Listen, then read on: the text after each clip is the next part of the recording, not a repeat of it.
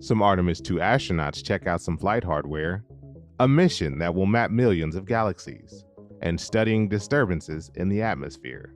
A few of the stories to tell you about this week at NASA.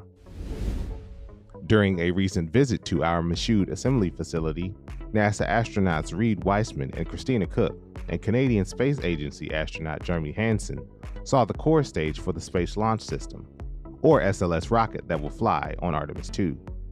Late next year, the three astronauts and NASA's Victor Glover will launch in an Orion spacecraft atop the SLS on Artemis II, the first crewed flight test for Artemis around the moon and back.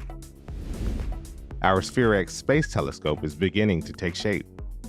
The observatory, with its distinctive cone-shaped photon shields, will sweep over every section of the sky and survey hundreds of millions of galaxies. The mission, which is targeted for launch no earlier than April 2025, will help scientists better understand where water and other key ingredients necessary for life originated, and will also create a map of the universe that far exceeds the color resolution of previous all-sky maps.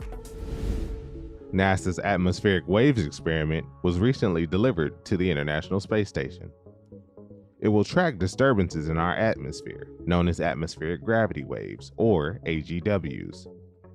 At the mesopause, where the experiment will make its measurements, AGWs are revealed by colorful bands of light, known as airglow. AGWs can also contribute to space weather, which can disrupt satellite and communication signals on and around Earth. Our PACE spacecraft recently arrived for pre-launch processing at the Astrotech Space Operations Facility near our Kennedy Space Center.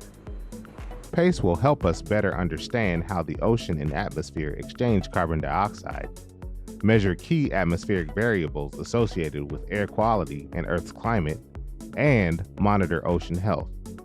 The mission is targeted for launch in 2024. That's what's up this week at NASA. For more about what else we're up to, check out nasa.gov.